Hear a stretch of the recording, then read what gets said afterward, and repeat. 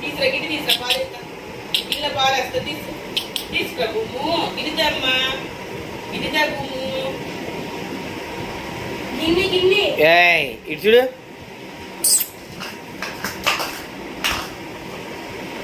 on చేసుకోవచ్చు అటే నడుతుంది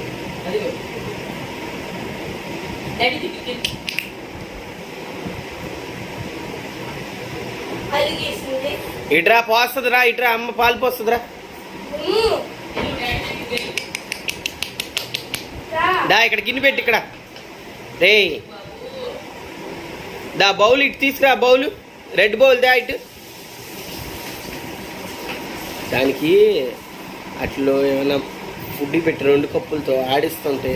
దాని గ్రేస్ పవర్ పెరుగుద్ది